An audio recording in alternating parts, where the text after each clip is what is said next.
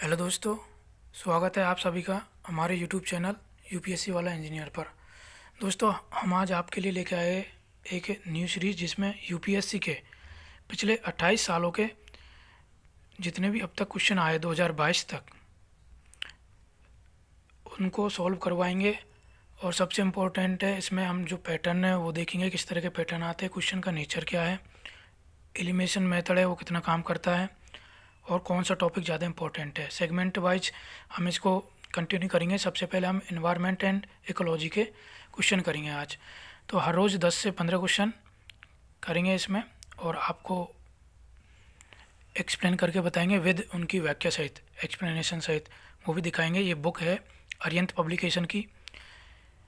इसमें आपको जीएस के सी सेट के दोनों ही पेपर दिए गए हैं 1995 से 2022 तक। तो इसके हम एक एक सेगमेंट वाइज पेपर करते हैं। आज हम स्टार्टिंग कर रहे हैं पर्यावरण, पारिस्थितिकी एवं जैव विविधता से। तो चलो स्टार्ट करते हैं।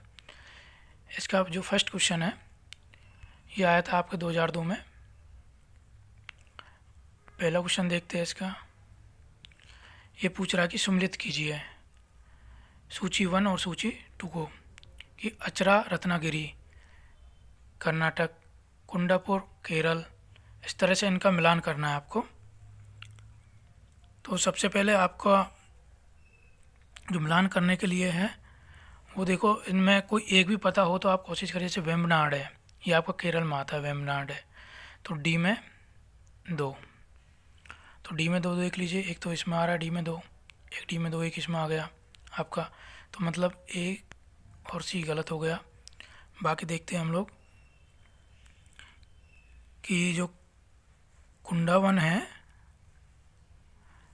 ये कुंडापुर ये कर्नाटक में है, तो बी में 1 हो जाएगा, बी में 1।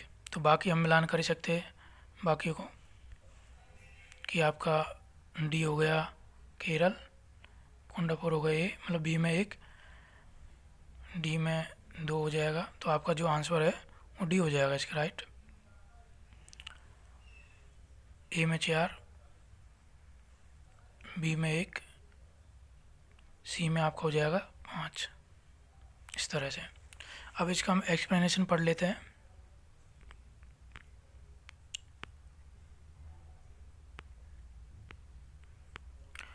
जो आपका रचरा और रत्नागिरी है ये महाराष्ट्र में स्थित है, कच्छ वनस्पति है। इसके बाद जो कुंडापुर है आपका ये कर्नाटक में स्थित है।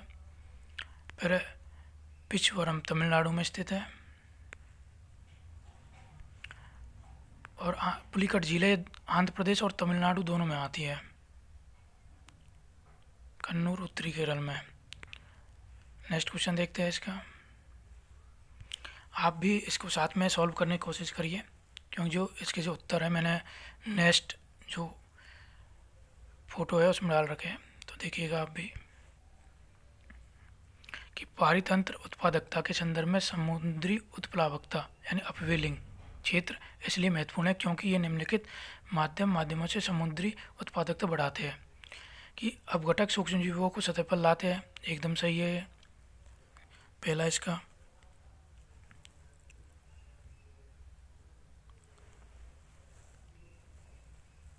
सॉरी, जो इसका पहला है ये क्या, अपघटक सूक्ष्म जीवों को सतह पर लाकर, जो अपघटक सूक्ष्म जीव है उनको ऊपर नहीं लाते हैं।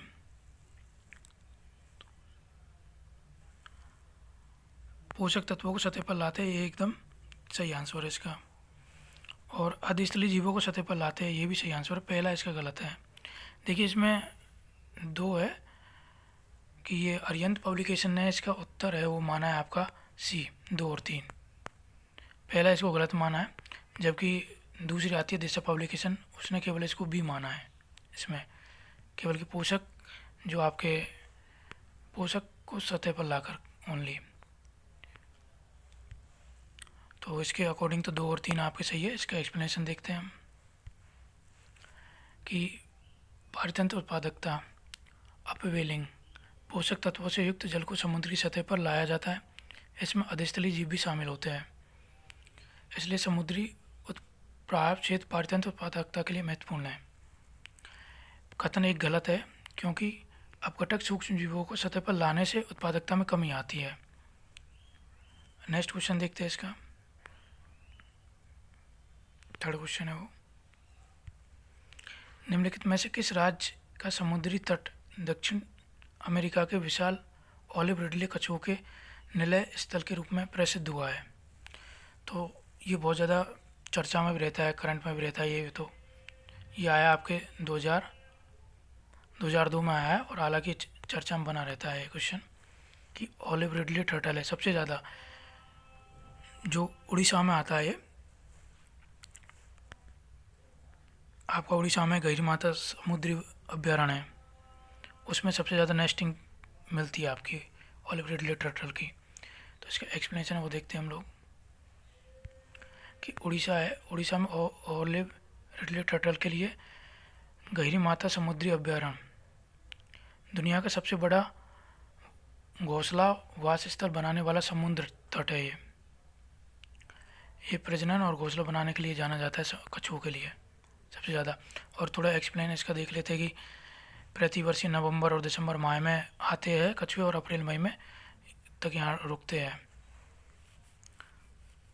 और एक कछुआ है जिसका नाम है ऑलिव रिडले टर्टल। ये दुनिया का दूसरे सबसे छोटा समुद्री कछुआ भी है। इसे प्रशांत ऑलिव रिडले समुद्री कछुआ के नाम से भी जाना जाता है। तो इम्पोर्टेंट ये है कि आपको जो ऑप्शन है इनमें से कई बार क्वेश्चन रिपीट होते हैं प्रीवियस ईयर के। नेक्स्ट क्वेश्चन देखते हैं। आपको साथ में ये भी दिखाऊंगा कि जो क्वेश्चन है प्रीवियस ईयर के रिपीट होते हैं। सबसे इम्पोर्टेंट है कि जो ऑप्शन है, ऑप्शन को इनकी जो व्याख्या है वो मैं इसलिए दिखा रहा हूँ क्योंकि एग्ज़ाम में इनमें से भी क्वेश्चन रिपीट होते हैं कई बार। और यदि आपने इनकी एक्सप्लेनेशन पढ़ ली, जो मान के चलो कोई ऑप्शन गलत है इसमें, तो ऑप्शन का नेक्स्ट एग्ज़ाम में आने की संभावना होती है। और कई क्वेश्चन रिपीट भी हुए इस तरह के। जैसे जैसे हम आगे बढ़ेंगे आपको मैं मैच भी करवाऊँगा कि इसका जो ऑप्शन है वो किस तरह रिपीट होता है। तो इस क्वेश्चन को देखते हैं हम। इसमें बताना आपको सही क्या है। निम्नलिखित कथन पर विचार कीजिए। भारत में साल की प्रकार के दंत रहित स्तनपायी नहीं पाए जाते हैं। केवल ऊलक प्रकार का कपी ही भारत में पाया जाता है। इसमें आपको दोनों ही सही है, ए और सी, ए और दो, मतलब सी ऑप्शन सही है इसका, दोनों सही है कि भारत में साल की प्रकृति के दंत रहित स्तनपायी नहीं पाए जाते हैं, पहली बात। दूसरी, केवल ऊलक प्रकार का कपी ही भारत में पाया जाता है।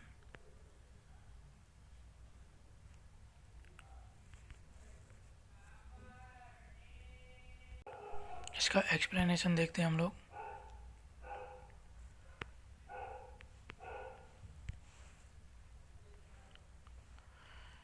जो साल है, पेंगोलिन एक तरह से कहते हैं इसको, साल को। ये दंत रहित स्तनपायी, मतलब दांत नहीं होते इसमें। ये केवल ऑस्ट्रेलिया, एशिया और अफ्रीका के उष्णकटिबंधीय वनों में पाया जाता है। किस तरह के वनों में पाया जाता है ये भी इम्पोर्टेंट है। और इसका स्थान है किसी प्रजाति का है तो वो भी इम्पोर्टेंट बन जाता है। ये भारत में नहीं पाए जाते हैं। भारत में केवल ऊलक कपी ही पाए जाते हैं। जो कपी है, कपियों में कई प्रकार के, उनमें ऊलक कपी है वो भारत में केवल वही पाया जाता है। बाकी जैसे चिंपैंजी, गोरिल्ला है, गिब्बन है आदि सभी कपी वर्ग में ये भी आते हैं। नेक्स्ट क्वेश्चन है वो देखते हैं हम लोग। इस क्वेश्चन को सॉल्व करने की मतलब लगाई कि पूछा है बायोस्फीयर रिजर्व, जैव मंडलीय आरक्षित क्षेत्र और किस राज्य में पाया जाता है। तो आपके नेशनल पार्क हो गया, वन जीव अभ्यारण्य हो गया, जैव मंडल आरक्षित क्षेत्र हो गया, ये किस स्टेट में पाया जाता है। एक तरह क्वेश्चन बनता है, इनसे पूछ लेता है कि इनसे कौन सी नदियाँ बहती है और कौन सा वनस्पति या प्राणी जगत इसमें पाया जाता है, जीव जंतु पाए जाते हैं। इस तरह के क्वेश्चन बनते हैं इनसे, और बहुत ज़्यादा इम्पोर्टेंट है ये ऐसे लिहाज से। तो देखते हैं इसमें प्लान करने के लिए कि आपका जो सिमलीपाल है, सिमलीपाल आपका उड़ीसा में मिलता है। तो ए में 4 हो जाएगा, ए में 4 है तो ये हो जाएगा, ए हो जाएगा। और दिहांग दिबांग अरुणाचल प्रदेश में मिलता है तो बी में आपका 3 हो जाएगा। नोकरेक आपका मेघालय में मिलता है तो इसमें 5 हो जाएगा। कंचनजंगा आपका सिक्किम में मिलता है तो ए हो जाएगा। इसका राइट आंसर है डी। तो एक एक्सप्लेनेशन देख लेते हैं। अब इम्पोर्टेंट मतलब ये ऑप्शन दिए, इनमें से आपको रिपीट मिलेगा कोई ना कोई। जो बायोस्फीयर रिजर्व है कहाँ पे मिलता है, ये आपको नेक्स्ट ईयर के क्वेश्चन में रिपीट मिलेगा जैसे जैसे हम आगे बढ़ते जाएंगे। कि जो सिमलीपाल है आपका, ये उड़ीसा में मयूरभंज जिले में मिलता है। 2009 में यूनेस्को की सूची में इसको सम्मिलित किया गया था। और जो नौकरेक आपका मेघालय में मिलता है। इसमें कौन कौन से जीव, लाल पांडा इम्पोर्टेंट है, यहाँ पे मिलता है। दिहांग और दिबांग अरुणाचल प्रदेश में मिलता है। लाल पांडा यहाँ भी मिलता है, मुस्किरण मिलता है। जो आपका कंचनजंगा है ये सिक्किम में मिलता है। ये यहाँ भी लाल पांडा और कस्तूरी मृग इम्पोर्टेंट है, ये भी मिलते हैं यहाँ पे। नेक्स्ट क्वेश्चन देखते हैं हम लोग, इसको भी आप करने की कोशिश करिएगा। ये पूछा आपका आवासीय जल। विशेषज्ञ आवासीय जल व्यापार को विश्व की जल समस्या के हल के रूप में देख रहे हैं। आवासीय जल से क्या अभिप्राय है, ये पूछा है आपका। तो देखते हैं कि सामान्य जल को प्रतिस्थापित करने वाले गुरु जल का आयतन। आवासीय जल का मतलब होता है सामान्य जल को प्रतिस्थापित करने वाले गुरु जल का आयतन, ये इसका करेक्ट आंसर है। बी ऑप्शन में देख लेते हैं इसका, किसी वस्तु अथवा सेवा के उत्पादन के लिए आवश्यक जल का आयतन, ये गलत है। वर्षा जल संचयन द्वारा बचाए गए जल का आयतन, ये भी गलत है। प्रभावी बाढ़ नियंत्रण के द्वारा उपयोग में आने वाले जल का आयतन, तो ये भी गलत है। इसका राइट आंसर ये है। एक्सप्लेनेशन देख लेते हैं इसका।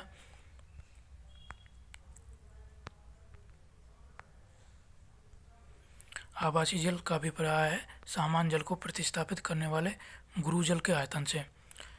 इसको एदरस जल भी कहते हैं एक तरह से, जिसका उपभोग उत्पाद या सेवा के पूरे जीवन चक्र में किया जाता है।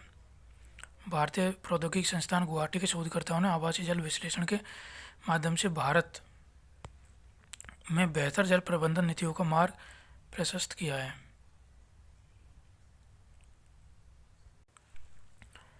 दोस्तों, हमारा जो चैनल है यूपीएससी वाला इंजीनियर, इसको प्लीज़ सब्सक्राइब करिए और वीडियो को लाइक और शेयर ज़रूर करिएगा। आपका सपोर्ट की बहुत ज़रूरत है। अभी 429 सब्सक्राइबर है, देखते हैं इस वीडियो के बाद कितने बढ़ते हैं। इसमें आपको काफ़ी सारे वीडियोज़ मिलेंगे। मैंने विजन के जो टेस्ट सीरीज़ है उसमें भी मैंने बना रखा है विजन की टेस्ट सीरीज, कि आपको अभी स्टार्टिंग की है 1-2 दिन पहले से ही विजन टेस्ट सीरीज का। इसमें प्लेलिस्ट में आपको टॉपर्स की कॉपी मिल जाएगी और साथ में विकास सर की कुछ वैल्यूएबल चीज़ें हैं वो भी आपको मिलेगी टॉपर्स की कॉपी के साथ ही। चलो हम क्वेश्चन देखते हैं। नेक्स्ट क्वेश्चन है, निम्नलिखित में से कौन सा एक जैव मंडलीय आरक्षित क्षेत्र नहीं है। मतलब होता है आपका बायोस्फीयर रिजर्व, इनमें से कौन सा नहीं है। बाकी 3 है, एक नहीं होना चाहिए, वो कौन सा आपको बताना है। तो आप थोड़ा टाइम ले सकते हैं, वीडियो को पॉज करके भी इनका जवाब दे सकते हैं। कि इसका जो अगस्तमलाई है ये है आपका, नीलगिरी भी है, पंचमढ़ी भी है और नल्लामलाई है, ये नहीं है। ये आपका करेक्ट आंसर होएगा। ये पूछा था 2005 में, 2005 में पूछा गया था ये क्वेश्चन। इसका जो एक्सप्लेनेशन है वो देख लेते हैं हम। कि नल्लामलाई बायोस्फीयर रिजर्व है, ये आपका बायोस्फीयर रिजर्व नहीं है, जबकि नीलगिरी, पंचमढ़ी, अगस्तमलाई ये है आपका। तो अब इनमें इम्पोर्टेंट आ जाता है कि नीलगिरी है वो केरल में है, कौन सा बायोस्फीयर रिजर्व कहाँ है, इससे भी क्वेश्चन बन जाता है। नीलगिरी आपका केरल, कर्नाटक, तमिलनाडु तीनों में आता है। जैसे नीलगिरी आपकी एक पर्वत श्रृंखला भी आती है तो वो तीनों में आती है, केरल, कर्नाटक, तमिलनाडु तीनों राज्यों में स्थित है ये। उसके बाद आपका पंचमढ़ी मध्य प्रदेश में है, और जबकि आपका जो अगस्तमलाई है ये आपका केरल में है। केरल और तमिलनाडु दोनों में आता है अगस्तमलाई आपका। नेक्स्ट क्वेश्चन देखते हैं हम लोग। आप इसको वीडियो को पॉज करके एक बार सॉल्व कर भी सकते हैं क्वेश्चन को, फिर से इसका आंसर देखोगे ज़्यादा बेहतर रहेगा। बुंदला जीव मंडल आरक्षित क्षेत्र, देखिए बायोस्फीयर रिजर्व से कई क्वेश्चन आए, 2005 में भी आया, 2006 में भी आया। ये पूछा जीव मंडल आरक्षित क्षेत्र जो हाल में यूनेस्को के मानव तथा जीव मंडल मैन एंड बायोस्फीयर MAB तंत्र में सम्मिलित किया गया है, कहाँ स्थित है आपका। ये पूछा बुंदला बायोस्फीयर रिजर्व के बारे में पूछा है। ये आपका श्रीलंका में स्थित है। इसका थोड़ा एक्सप्लेनेशन देख लेते हैं। बुंदला जैव रिजर्व श्रीलंका के दक्षिण पूर्वी तट पर स्थित है। ये नेशनल पार्क भी है और इसमें 4 लवणीय लेगून मतलब लेगून भी स्थित है। और थोड़ा और देखते हैं इसका कि इम्पोर्टेंट जो पॉइंट होगा कि बुंदला का सबसे निकटवर्ती कस्बा वो है आपका हेमनटोटा। नेक्स्ट क्वेश्चन देखते हैं हम लोग। जैव मंडल आरक्षित क्षेत्र से लगातार क्वेश्चन पूछे जा रहे हैं। आपके 2005 में पूछा गया था एक, फिर 2006 में पूछा गया है, और ये क्वेश्चन आ गया आपका 2008 में पूछा गया है। तो मतलब बायोस्फीयर रिजर्व, और वही पूछा जा रहा है कौन सा बायोस्फीयर रिजर्व किस राज्य में स्थित है। सबसे ज़्यादा इंपॉर्टेंट यही है। तो ये टॉपिक बहुत ज़्यादा इंपॉर्टेंट है, जो न्यूज़ में रहे ज़रूर उसको पढ़ के जाए। नेशनल पार्क और ये बायोस्फीयर रिजर्व। तो पूछ रहा है कि भारत के सभी जैव मंडल आरक्षित क्षेत्रों में से 4 को यूनेस्को द्वारा विश्व जल तंत्र में मान्यता दी गई है। उनमें से कौन सा एक उसमें नहीं आता है, मतलब किस एक को मान्यता नहीं दी गई है, जबकि 4 यूनेस्को में शामिल किए गए। तो ये भी आपका क्वेश्चन है। आप इसको वीडियो को पॉज करिएगा फिर देखिएगा। इसमें जो करेक्ट आंसर वो है कंचनजंगा। आपका ये क्वेश्चन है 2008 में पूछा गया है। हालांकि उस वक्त के हिसाब से कंचनजंगा शामिल नहीं था, लेकिन वर्तमान में कंचनजंगा को भी शामिल कर लिया गया है, यानी ये चारों सम्मिलित है। इसका एक्सप्लेनेशन देख लेते हैं हम लोग। प्रश्न काल के दौरान कंचनजंगा है वो आरक्षित नहीं था इस सूची में, लेकिन वर्तमान में इसको शामिल कर लिया गया है। थोड़ा सा इसके बारे में देखते हैं कि जैसे मन्नार की खाड़ी है तथा सुंदरवन में को 2001 में, नंदा देवी को वर्ष 2004 में और कंचनजंगा को 2018 में यूनेस्को में मान्यता दी गई थी। जैव मंडलीय आरक्षित क्षेत्र की सूची में शामिल किया गया था। नेक्स्ट क्वेश्चन देखते हैं।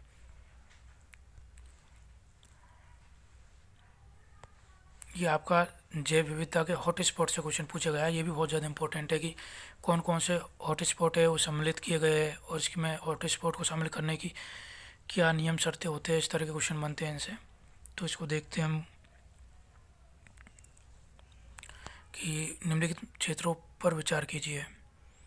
इनमें कौन सा जैव विविधता का हॉटस्पॉट है। पूर्वी हिमालय, ये तो एकदम करेक्ट है, पूर्वी हिमालय।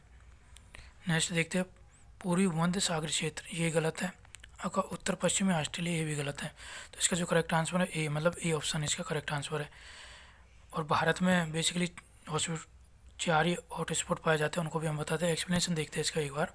पूर्वी हिमालय हॉटस्पॉट, इसको तप्त या हॉटस्पॉट या तप्त स्थल कहते हैं।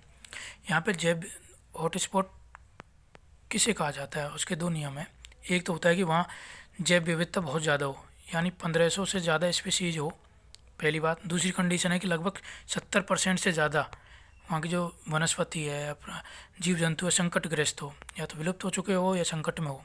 तो इन 2 कंडीशन को फुलफिल कर रहा है, उसको आपको हॉटस्पॉट कहेंगे, तप्त स्थल कहेंगे। तो भारत में कौन कौन से आते हैं, भारत में आता है आपके वो बता देता हूँ। पहला हो गया आपका हिमालय, जिसमें पूर्वी हिमालय आता है खासकर। दूसरा हो गया आपका पश्चिमी घाट और श्रीलंका कहते हैं उसको। तीसरा आ गया आपका सुडालैंड आता है, और चौथे में आपका